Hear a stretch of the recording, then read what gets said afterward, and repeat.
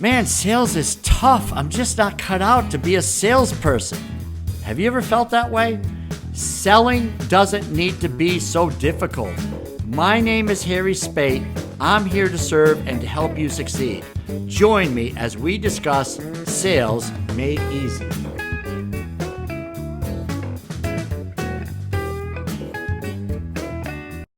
Align with an organization, a client, or trying to align, you need to spend some time. Look, you need to be professional, right? Be prepared.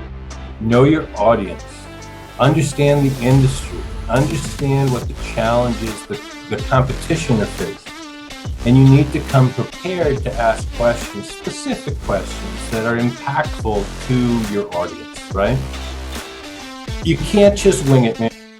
What is the good word, my happy listeners, for the Sales Made Easy podcast? Today with us, I have a longtime friend by the name of Jeff Robles. Jeff and I met out on a golf course many years ago in a networking event, and we were paired up together in a group, and we immediately had that camaraderie and friendship and fellowship like we've known each other for years. And since then, we've known each other for years. So what is Jeff Robles doing today? Well, he is the CTO client advisory at a company called Synoptech, and he is all about the success of the customer. And that today is unfortunately, sadly missing. So we're going to dive into that. So Jeff, welcome to the Sales Made Easy podcast. What's the good word? Well, Harry, I've been looking forward to talking with you. You are not only a friend, but I call you the master of the napkin. Because to all your listeners, all you need to do is sit down with Harry over some chicken wings and a beer, and he will help you focus on what you're trying to accomplish. I mean, your success has been amazing. You're a terrible golfer, but you certainly have helped me a great deal in my career and as a friend and plus a business partner, Harry. So I'm just excited to be here. Yeah, it's awesome. And yes, the napkin, a lot of great business and great decisions have come from writing things down on the napkin when you're deep in conversation. And most of us are not bringing our notepads to to the sports bar for conversation. So we have to Somehow make you do. did. No, you had a pen, you had a napkin. It was what an impactful event, and that's why I can see the success you're having, and people should be listening to what you have to say here.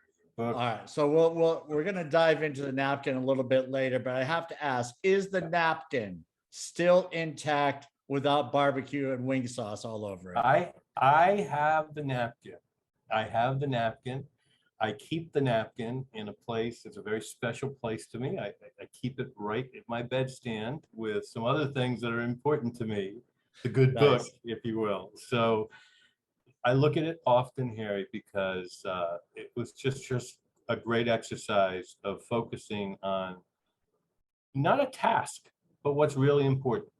And I think it's a theme in terms of selling with dignity and the concept of, let's relax a little bit. Let's not just look at a task. Let's look at what's the big picture, right? What are we really trying to accomplish? And it was just a great two friends talking, and but you were very impactful. So I have the napkin. I'm not burning it anytime soon. I'm keeping it. I'm framing it. It's fabulous.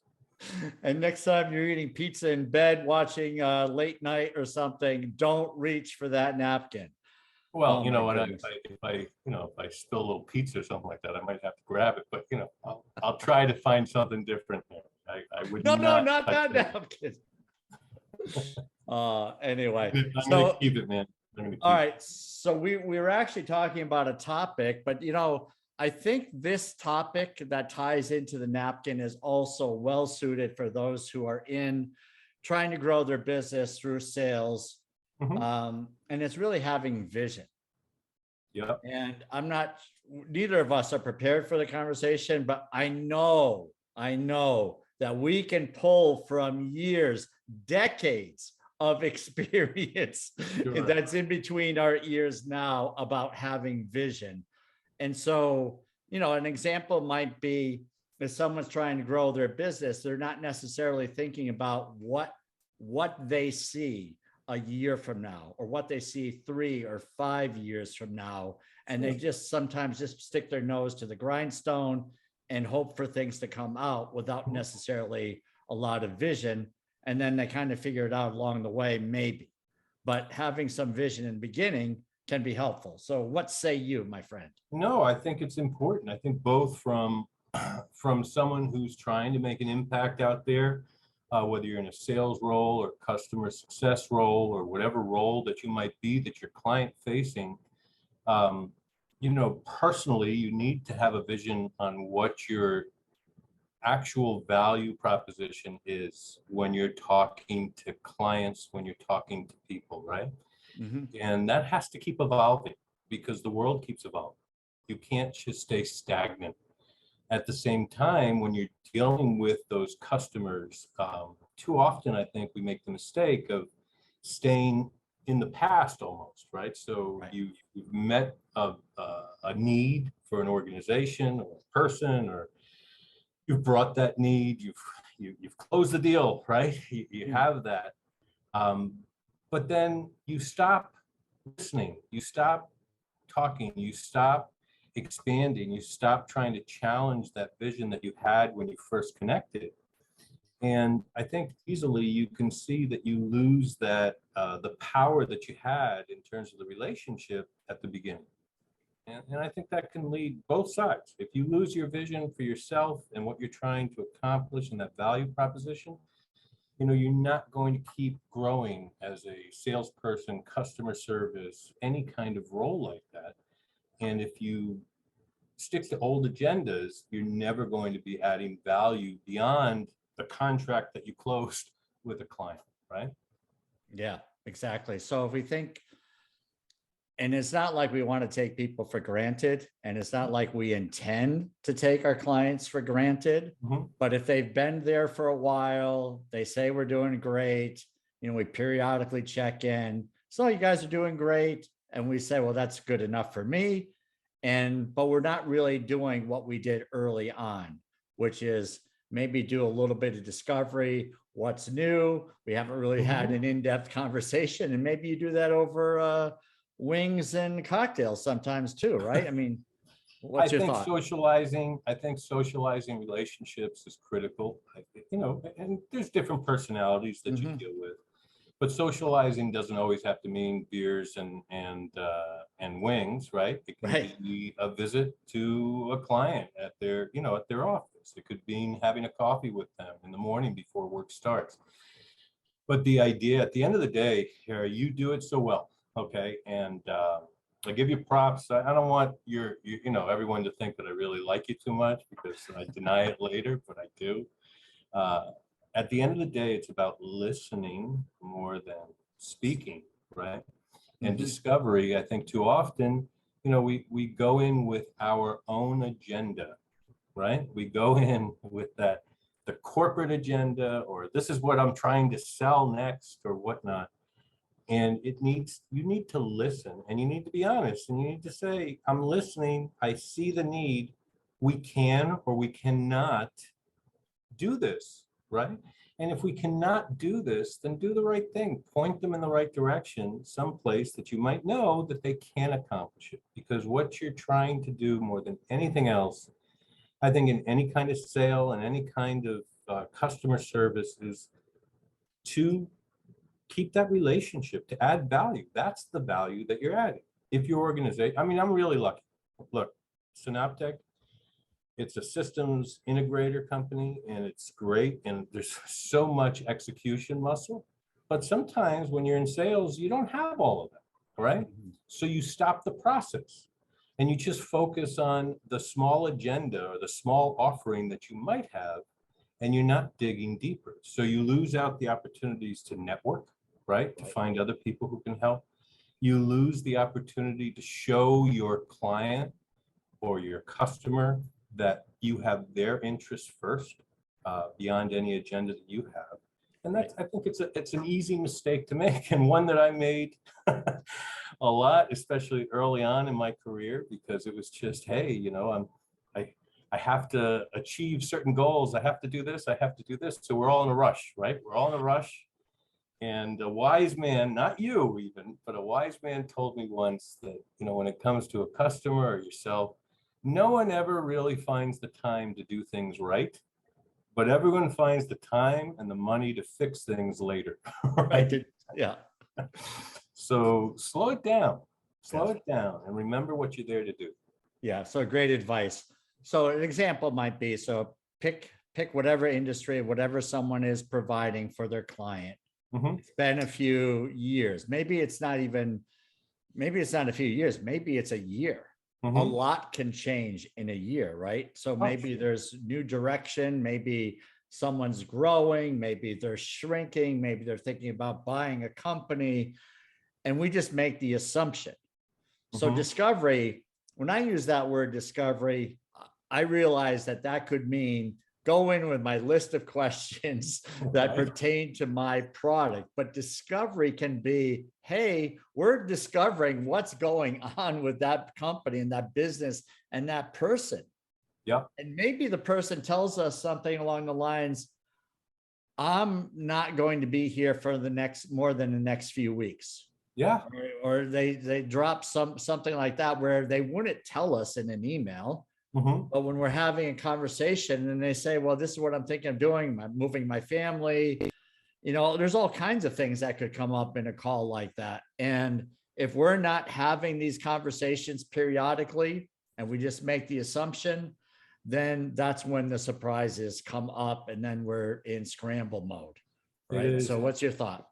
Well, scramble mode just stinks, man. Yeah. That's right. Yeah, let's call it a day. It stinks. But Yeah. you said it perfectly. At the end of the day, look, if we haven't learned through COVID, right? Just look at these last few years and the lessons that we have right in front of us. You tell me what it's like out there selling or managing client relationships in January pre-COVID, right? And you had things and initiatives and things that were being planned. And 3 months later, everything shut down. You fast forward now, there's challenges with supply. I mean, the supply chain, there's so many things. A lot of folks still aren't back working on site. Everyone's still, look at us, right? We're doing this Right. remotely. Yeah. There's so many lessons. Now, for those salespeople, customer service people, look, everyone's involved with customer success, right? If you haven't changed and started listening to what's important to the customer, all right, or your client, and you're still talking to them about things, initiatives pre-COVID, this is when clients look at you with that glassy stare and you think you're doing discovery, right? But you're Right. not. And how many times, I'm sure there's especially newer salespeople where they hear a client, you're just trying to sell me, right? You're just here with a list of questions to sell me. And that is a mistake, right? There's so much more power in opening your ears, shutting your pie hole, Mm-hmm. and doing real discovery. And that means the difference in life of someone coming up to you and saying, hi, how you doing? And we all know those people and we love those people. You think of your friends, right? There's some people that ask you, how are you doing? And they really care. They really want to know, Right. right? They really want the answer. It's not just that passing by, hey, how you doing? Right? Great, great. You too. Okay, good, good, good. You keep moving on. But then you have people that you look to that are friends of yours that they say, how you doing? How are things? Talk to me. What's going on in your life? What's happening now? How are you handling this? How are you handling that? Right. It is a huge difference in your conversation. And it avoids the scramble because then you're always attuned and aligned with what's important to your audience, right?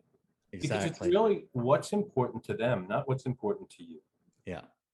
Well, so an example might be, I mean, we say, how are you? Right. Mhm. We know what the answer is. I'm Right. fine. Right. It's superficial. Mhm. How's business? Mhm. Business is fine. Mhm. right? What's changed? What's different today compared to where you were 6 months ago? Mhm. Now we're getting into a different question, right? So if we just go superficial, Mhm. then the client is going to view us as someone that really doesn't care. Sure. And maybe that's the best question we think of is how's business? And that's what I'm supposed to ask. I'm hoping we go deeper than that. Yeah.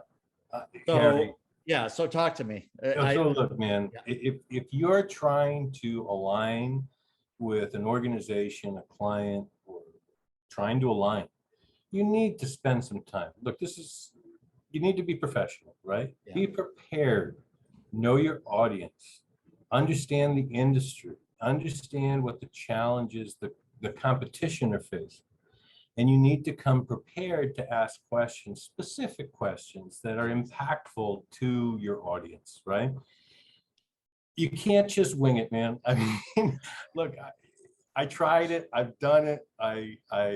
Just wing it, just go in and just do your best, right? Just throw some stuff against the wall.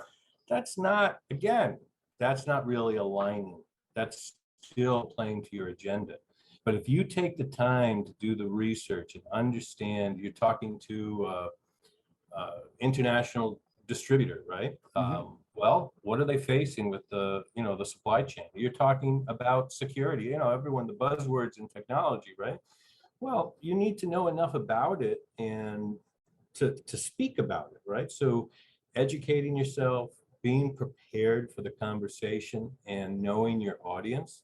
I mean, look, I don't want to be oversimplistic, but you're talking to a CFO. What's the CFO going to really care about, right? Yeah. The financial impact of Yeah. what's going on in the organization. A director of operations that you might be speaking to, they want to talk about efficiencies and overcoming some challenges, right? The CEO just, they don't want the details. Just tell me how we're going to get things right. So it could be a broader conversation, but you need to know the industry. You need to know your audience. You need to be prepared. If you're not going to spend the time to be prepared, what does that tell you? It means that you really don't care. Mhm. And so you're not being honest. Yeah. You want to be, look, Harry, this is why I think you're so impactful. It's about selling with dignity and really giving a care about the customer or the client, right? You really, so if you're not going to take the time to do the research ahead of time, you're just saying, I don't care about you. I don't care about your business. I care about the sale. I care about the next thing that we can sell you. And gosh, how terrible does that come through when you're talking to someone, right? There's no hiding it. And No. people see it a mile away. And I crack up when people tell me, well, I can't get back into that account. They're very happy Mhm. and I can't get back in. Right. And it's, the question I ask is, well, how many friends do you have that won't return a call or respond to an email or a text? How many friends are like, oh, none? They all do. Okay. So what is that telling you? Yeah. Well, it tells you that you're just kind of labeling people, and people think we use the word friends in business. Yeah. A lot of people say, well, I don't do business with friends. It's a business. It's a bit, no, no, no, no. You got to overcome your trepidation of developing real relationships because you have lots of friends in your personal life. Yeah. Some are outgoing. Some of those friends you're going to go have chicken wings and beers with. Some people you're just going to have deep conversations with. Some people are homebodies. Some people you'll invite on a trip with you.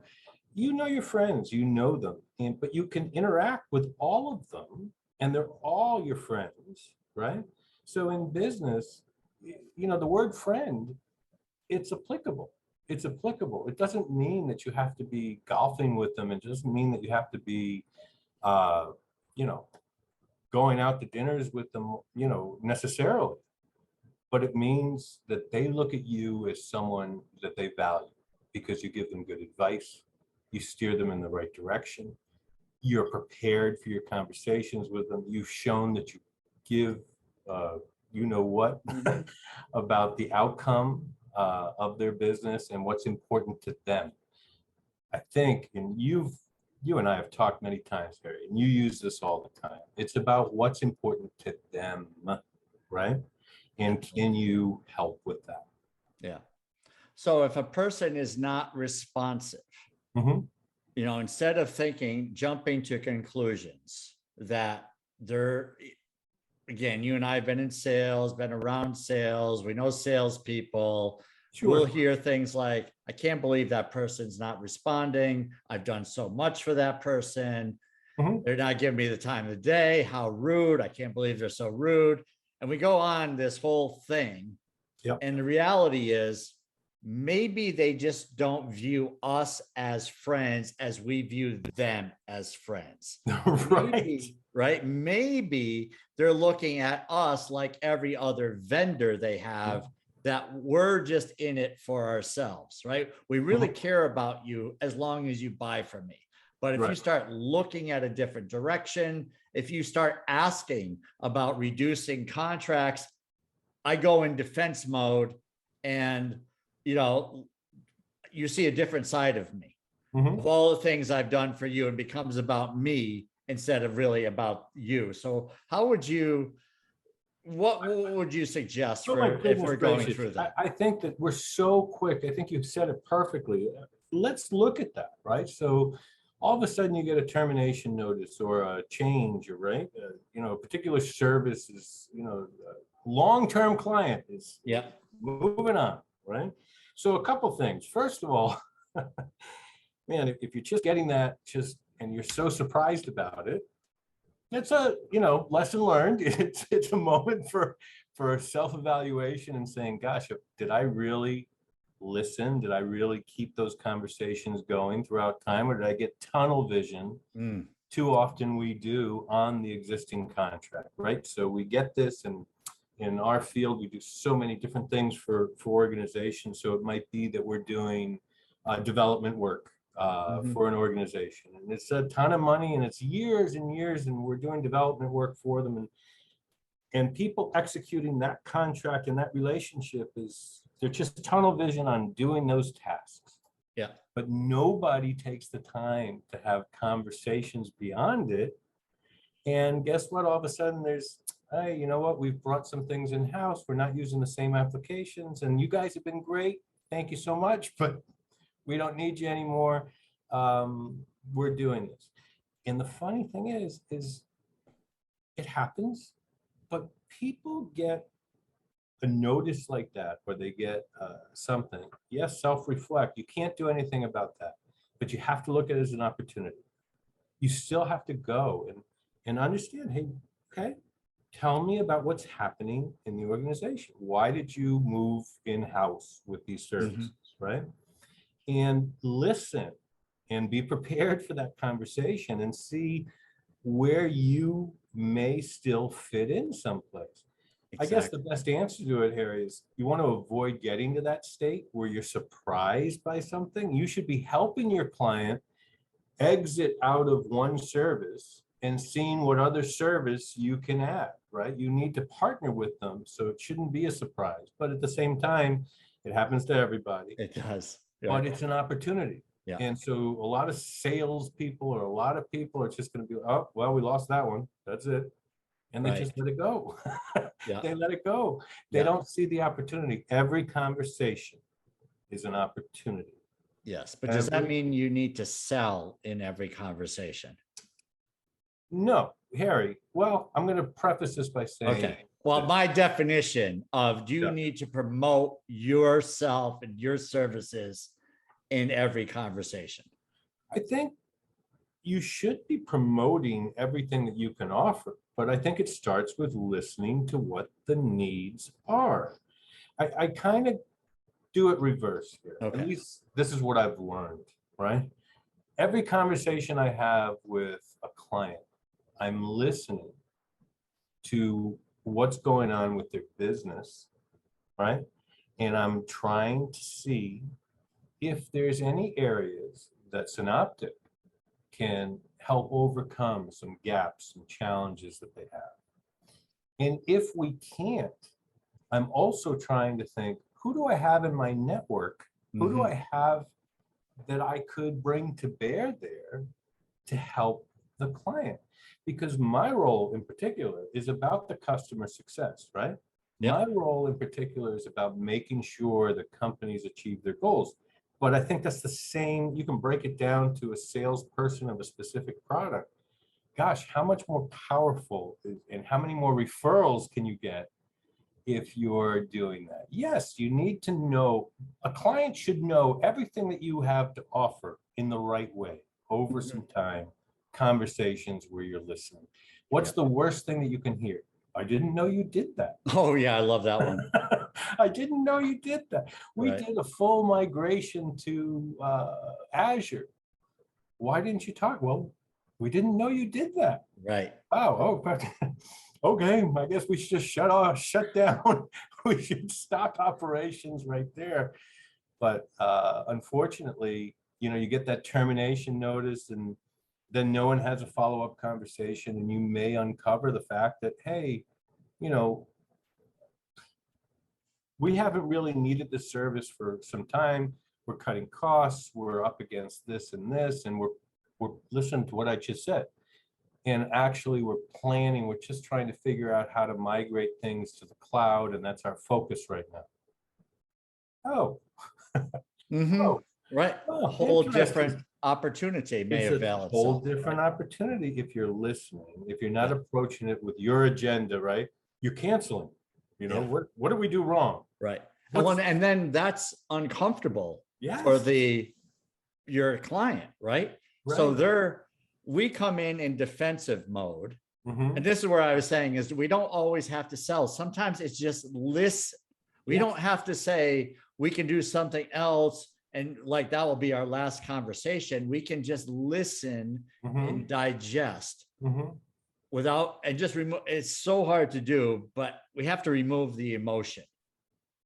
And right, it's just Harry, if you don't Yeah. do it, it goes with what I was saying in terms of being prepared.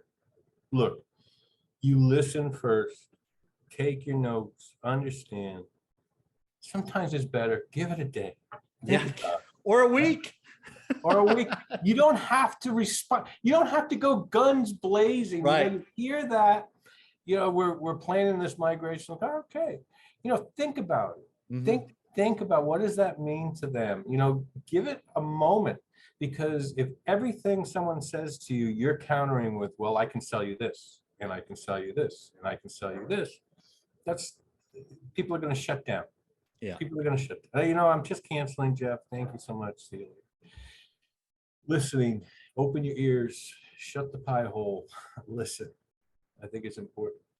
Yeah, absolutely. And then, like you mentioned, is that sometimes people are going, I mean, I don't know how often your company has meetings, but in general, how many times are you meeting in a month with your folks in your team?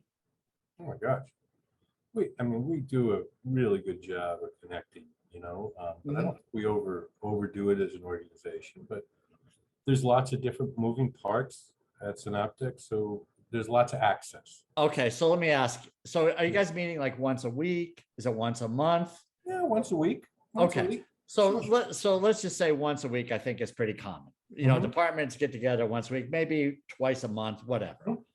Say we see that company, our main contact, we see them once every 6 months. Okay. Yeah. So they've had at a minimum of 12 discussions without us on challenges that are going on in the organization. They're not typically saying everything is great. Keep doing what you're doing. Right. Let's regroup in a week from now or 2 weeks from now, right? There's stuff that's going on. Mhm. So they're having all these meetings behind the scenes, which is Yep. what companies do. They meet, they talk about strategy, they talk about their annual plan. Where are we with this? Maybe a monthly or quarterly plan, targets, you name it. Something changes, they're having these conversations. We come in and we say, how's business? Business is fine. Great. Let me talk about me now. So we're not part of those meetings. We're not showing we're part of the trusted advisor council, if you will. Right. And so we get the surprises potentially because we're not that engaged compared to what's going on internally.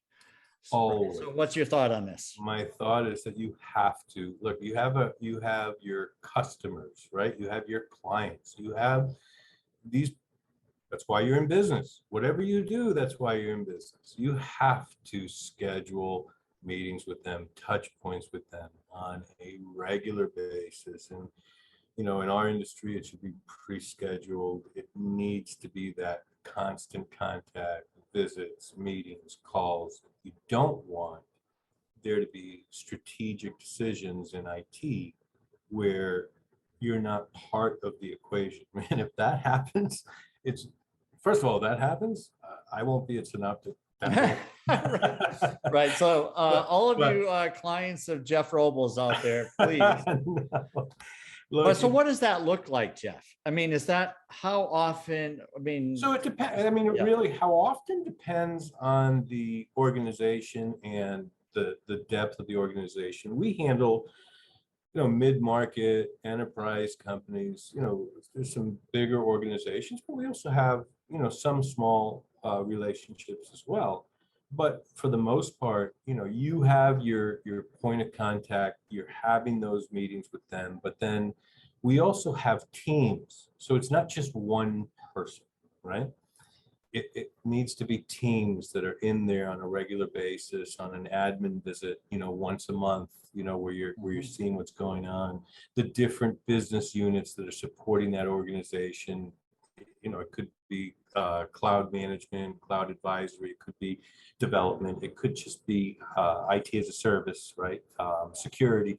There's those business units have regular cadence with points of contact there. But when it comes to the C-suite and the, you know, the C levels, someone like me, that's who I'm talking to on a regular basis, and I'm getting on their calendar and I'm setting up regular meetings in advance. And really, when you're dealing with, you know, more enterprise companies or any organization, you know, you want to pre-schedule a meeting where you're reporting back to the organization. nice. Okay, and it's important that you're reporting back. It's about governance. It's about them understanding, hey, yeah, if there was a breakdown, this is what happened. This is why. This is how we're preventing it from happening again. But it's all about talking. It's all about listening, and it's constant. So what does that look like? It's pre-scheduling. I don't care what you've sold. You know, you're the people that find value in you, Harry, should be across the board. Someone like myself that deals with enterprise to a young salesperson that's just starting out and maybe selling financial services or something, right? Well, it's too often they're on to the next one, right? Sell them, they're gone. Right. Sell them, they're gone. If you're an individual or an organization, we have that contract, that's it. We have a business unit, they're just executing that, but no one else is talking to the organization and understanding what you just said so well. Hey, we've had all these strategy meetings and we're going in this direction and nobody knows, right? Because you just, that tunnel vision we go back to. So it's about listening and understanding and being able to explain why. Look, everyone's business is busy. They're busy. You're talking to a C-level, you need to explain why it's important that you're getting on their calendar on a weekly or a bi-weekly basis, right? And they're going to shut that down pretty quickly if those weekly or bi-weekly calls aren't adding any value to their circumstance. Right. And it goes back to what we were talking about. Do you really care about your relationships? Are you prepared for those calls? Are you spending the time listening and talking to the other business units, for instance, in my case, to understand were there breakdowns here or there? You know, have you heard anything different? Are there changes in the industry? Can we get ahead of things? Can I talk to a CEO, a CFO, a CTO, whatever it is, and maybe educate them too? You know, that's the other thing. We sell services, right? A lot of times, either products or services. But if you're selling services, let me tell you, you got to stay ahead of the game. You have to stay ahead of the game because yeah, you're that's selling great. services. Yeah. You know, you got to be talking about things that your clients aren't necessarily thinking about right now. You have to challenge them to do that. Yeah. So you're bringing up a great point here about staying on top of your game here. What's sounds to me that you cannot just rest on your laurels and get comfortable with all of your conversations and just expect that what you spoke about 12 months ago Mhm. is still top of the topics today. I always try to simplify things, Harry, and it doesn't matter what you're providing someone. So let's go, I think too often people use the word sales as a dirty word. So let's talk about, I'm not going to talk about insurance, but let's talk about someone selling a car, Okay. car salesperson. I get super great at my whole delivery. And I'm stuck in the mindset of selling really super big trucks that get 12 miles to the gallon. Okay. That's my thing. That's what I know. I do not spend any time understanding what's going on out there, what the pains of the people coming in or whatnot, right? Right. I never change anything. And then I start failing. And then I'm not getting business like I used to get. Yeah. People aren't looking to me as someone who knows what I'm talking about, right? They instantly look, this guy just wants to sell me something. I can't even afford the gas as it is now. I'm not going to do that, right? Right. Just to Right. use an example, it's a Yeah. very simplistic way. Be prepared. Harry, be prepared. Write a napkin out. Write a Decide napkin. what, Yeah.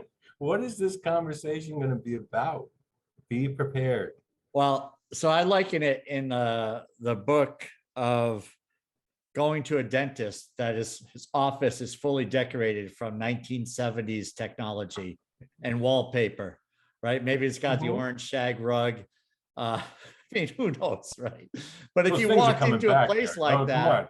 yeah, Mm-hmm. But you yeah. walk So into a you get place the like idea. that, You go. yeah, what do you feel? Hey, what is the, oh, you only get one chance. It was Head and Shoulders, right? What a great marketing tool they had. They had people walking around with little flakes and they walk into a room and everyone would run away. Oh my God, Dan, you only get one chance to make a great impression, right? So every time, every single call, every single email, every single communication, every single touch point, you need to take the time and recognize that you are either adding to how you're viewed in terms of value or you're subtracting. Oh yeah, Okay. that's great. So yeah, think about the shag rug. Maybe you want to redecorate it. Right. And so maybe the dentist is when if we were to walk into that place, we would probably walk right out Mm-hmm. and say, well, they're just not current enough. I mean, Mm-hmm. so in today's world, right, whether we're client success managers or reps or sales or just trying to grow our business, Mm-hmm. if we're not modernizing, right? If we're just, I mean, in sales, especially, or anything related to sales, is really an opposite world today. It's for those who are great at it, it is all about giving, it's all about serving. Mm-hmm. And I look at someone like Gary Vaynerchuk, and I mean, he's a media mogul. Yeah. I don't know what he's worth today, but a few years ago, before the market went really south, I mean, he was worth, several $100 million. And his line was jab, jab, jab, jab, right hook. And the jabs were all providing value to the client. Just Mm-hmm. keep providing value. So for 80% of the time, he would provide value without ever asking for any business. And I look at that today is we can do the same. I mean, Gary Vee knows a thing or two about growing businesses, and we can do the same is keep providing value in ways that we're not necessarily asking for business. What's your thought on that? My thought is that it's like a passion of mine, right? People, so LinkedIn. I mean, I have my LinkedIn and I just get bombarded with people saying, hey, I want 5 minutes of your time to sell you this. Okay. Mhm. And we need to stop and think about this for a second. Give first. You want to build a network. You want to get referrals. Give referrals. You want to get, a network to grow. Be there to help others. When you're part of your BNA groups or any of these groups, give. Harry, you and I knew each other through this golf league, right? It's amazing to me, because maybe it's an old person thing, because I'm getting old. I don't know, but it's a Experience. We're It's like that experienced. instant gratification, right? It's how come, wait a second, I asked you, I just met you, right? And Yeah. my first call to you is, hey, do you think you could introduce me to some of your clients? Right. Right? This is, oh, well, I don't know why I'm not having any luck getting referrals. I don't get it. Okay. So if you think about everything we've talked about in dealing with the clients and then also growing your practice, it's the opposite. It's listening. It's understanding. So I want to grow my practice. So I'm going to go to vendors and partners and I'm going to say, hey, what do you need? So, have you had a problem with this? I was thinking of you because I was at this meeting and I heard that they need copiers, right? Or they need this. Yeah. Maybe we should get together with them. You start giving, be known as the person that supports a group, and you'll be amazed at how many people are eager to help you, right? Absolutely.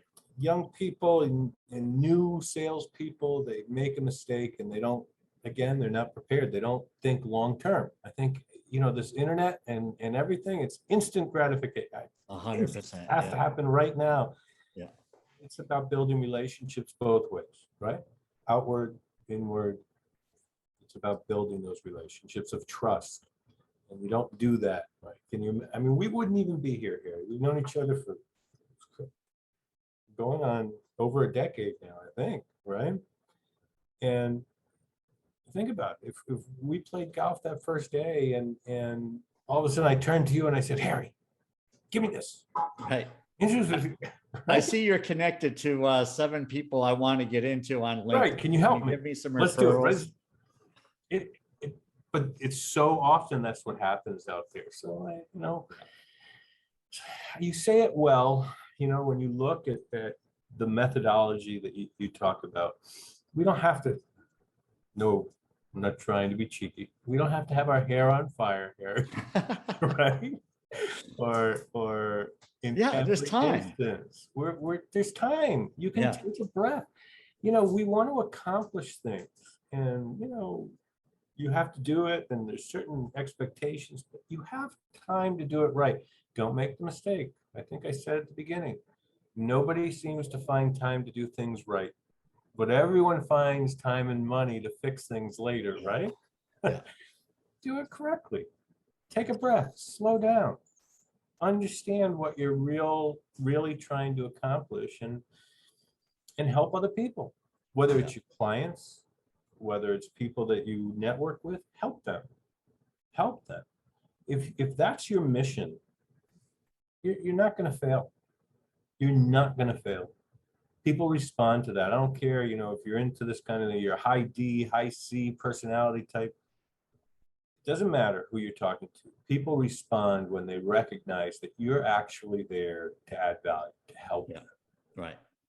And they may not get it right away that you're there to help, because they are comparing you to every other person calling on them. Right. Lump us all in together. But over time, right, they see that, the Gary V way, jab, jab, jab, jab, this guy or gal keeps providing the value.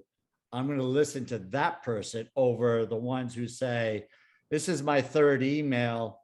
Just let me know if you're not interested. It's like, okay, I'm not interested. What did you say?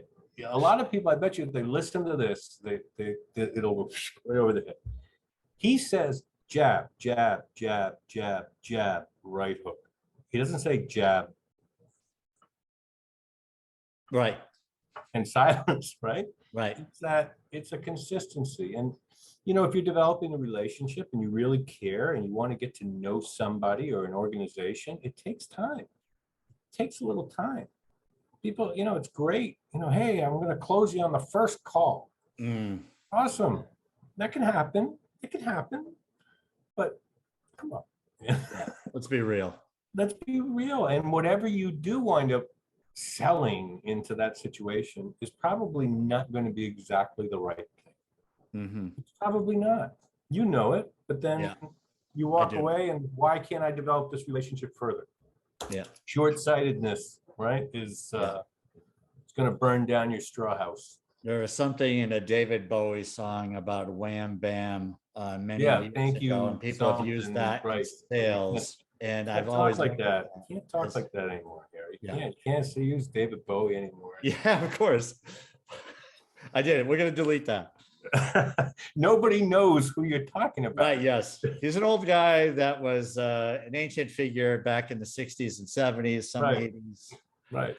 All right. So, Jeff, based on this conversation, I'm hearing that we have an attitude of giving, doing the right things for people, serving others first. Man, I got to believe you are a co-author of Selling with Dignity. You're speaking my language, man, and we could go on for hours. Yeah, I know, Harry. But at the end of the day, I think in life, like everything else, we overcomplicate things. The beauty and the power of what you discuss and why maybe two old guys like us who get along well can speak similarly like this. It's because people have forgotten how things really work. And things really work when you listen and you do these things. It's not, as much as I'm in technology, okay? It's what I do. It is, and it's unbelievable how it assists organizations and how it's changed the world. But you're not working for technology. You're not working for a building, for the name on the account. You're interacting with people. I love it. Right? Person across from you. Person across from you, huge. And no, you're thinking too complicated. Make it simple, stupid. And I think it works well. You know, look, if you can do so amazing, then, you know, what does it say? You don't have to be too complicated, right?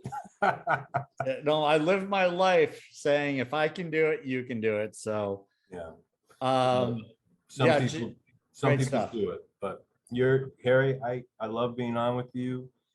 You let me know if anyone has questions later or whatever you want to do, but just, I'll tell you what, keep doing what you're doing, because not enough people are doing it, and not enough people are talking in English to salespeople or organizations to help them understand the power of talking to human beings. Yeah, I appreciate everything you do in all seriousness, even though you are a crappy golfer. And a Red Sox fan. Well, we don't talk about that. It was dropped as a child, that's all. Go Yankees. Yankees. Right, so for people to get in touch with you, Jeff Robles, they find you on LinkedIn, I presume? Yeah, or find me on LinkedIn, Synaptic. You can check out our website, synaptic.com. Okay. And what will they go there for primarily? Synaptic, a big technology provider? Well, we're a systems integrator, and really all that means, it sounds really funky, but it really means what we just talked about.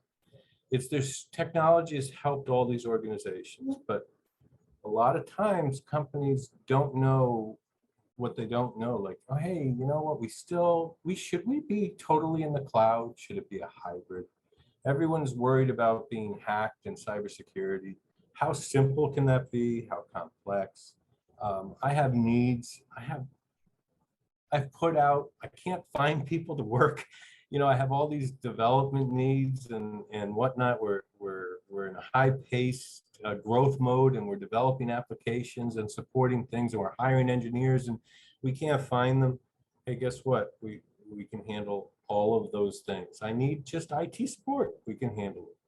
Whatever it is that you're trying to accomplish in terms of growing and keeping pace, you know, we talk and we just see where we can fit in. But that's it. That's Synaptic is about empowering businesses to grow.